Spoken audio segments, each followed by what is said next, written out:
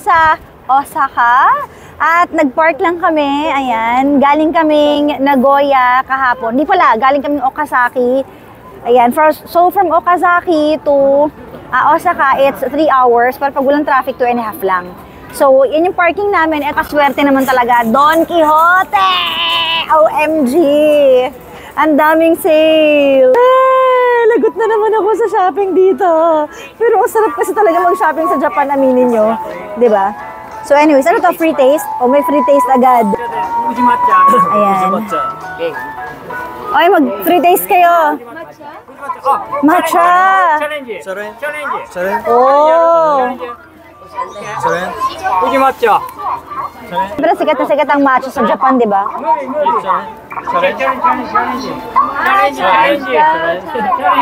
Ako mag-challenge. Paano daw? Pero walang asukal yung matcha nila. O mami, oh. Like? Kasama ko mga pinsan namin. So si Auntie Marjorie tsaka si Auntie Maribel. Ayan. Si Auntie Maribel yung nag-drive kahapon. Nasa parking lang sila kasi nagpapatulog ng baby. Hintayin na lang daw nila kami. Iba din kapag may sasakyan. So dinala na nila yung sasakyan nila dito all the way from Okazaki to Osaka para at least makapasyal-pasyal kami. Kasi marami kami. Hirap mag-train-train, di ba? Me. Yeah. How? This one? Okay. Madali lang naman to eh. May ganito ako sa Pilipinas. Happy. Japanese. Okay. Baka may bayad to ah. Famous Uji matcha. Green tea. Ano ba ito pinagagagawa ko? Kung nasarapan kami. Ay, may mic kami ka? May mic ako? Okay? Kaya hindi pa bilog yan, pa-up and down. Okay. Diyan mo siya, oh, yung dalawang niyang kamay. Ang bagal naman, mami ka. Bawal. Nakakangalay ah. I'm tired.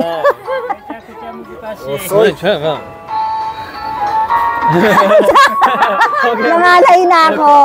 Ito na lang. Okay. Ito yung gamit ng skincare ng ng pinsan ko. Ayan, yung sunblock na parang powdery. Maganda siya, so bibili tayo. Ay, 4,000? Kumuha na ako, nak. 4,602. Hindi, 1C54 lang. So, convert mo. Mura lang siya, di ba? Okay. Ito, magaganda rin yung mga mga facial wash. Naubos ko na kasi, so bibili tayo. Pinakagusto ko ditong bumili sa Japan, mga tsokolate. Tingnan nyo naman guys kung gaano kamura. Tingnan nyo naman, 199 yen. Convert nyo sa peso. Kasi ito, 129 lang. Ay, diba? Ang mumura. Parang nasa 40 pesos lang yata ito eh. Oh. Diba? Ang mura talaga.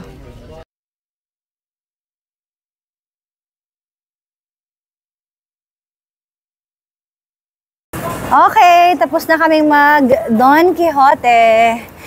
Ayan, nabudol na naman kami. Marami kami na pamili. So, ito ang view natin, guys. Ayan. Mikoto. Ayan. Pasok kaya tayo dito. Ano po yan? Ano yan, ante? Club yan, ante. Pasok na kami sa club. Club yun. Sara, lakad tayo. Street foods muna tayo, te. Mikoto! Hi! Say hi! Hi! Marunong siya mag-English.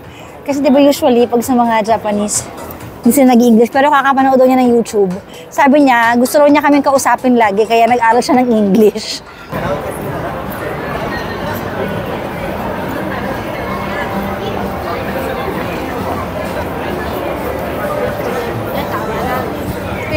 Ito na yung famous spot dito sa Osaka. Ayan. Ayan, drugstore. What? Sino ba itignan? May mas mga mura. Super dry, Asahi. Ayan. Hanap tayo ng street foods. Hi.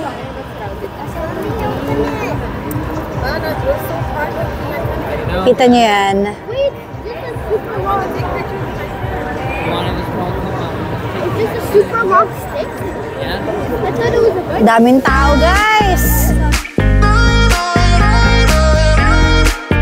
Dito na kami ngayon sa ibaba ng tulay. Ayan. May Ferris wheel po sa taas. Pero syempre, sawa na tayo dyan, di ba? So, ayan, picture-picture tayo. Ito ang kanilang famous takoyaki. ソース、マヨネーズ、鰹節、 Oh. Ito daw, mayonnaise, topping niya, mayonnaise o yung sauce. Kung ano na lang po yung bestseller nila. Saan ba yun? Ito na yun eh, magkakatabi yun eh. Ah, okay. Octopus, tapos yung Hinahanap namin yung famous na coin. Ano yung tawag doon? cheese coin. Cheese coin. Yen coin. Spending time reminiscing of where it used to be, not letting go when I want to. Andito na ang takoyaki. So, tikman natin. Sobrang lamig! Guys, sobrang lamig! Parang umuusok sa init. Siyempre, bagong luto. Gusto mo Sarap po nga.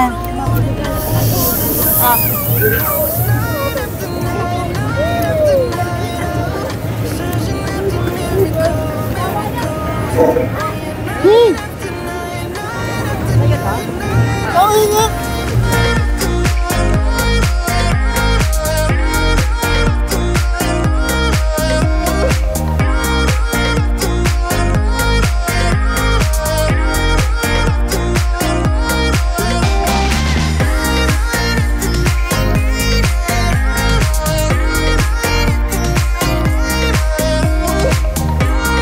Hi, Kay!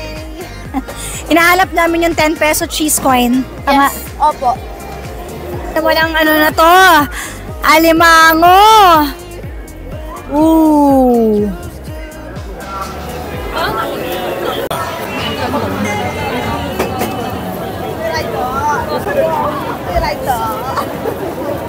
Nakikita niyo ba ako? Ayan ako.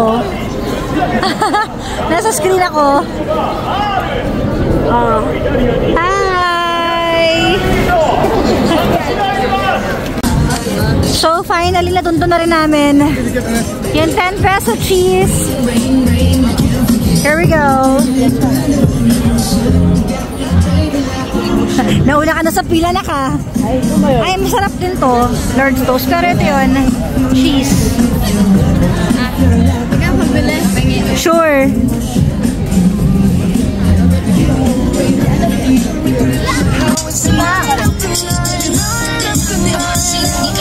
Searching after miracle, miracle. Oh, you're night after night, night after night, night after night.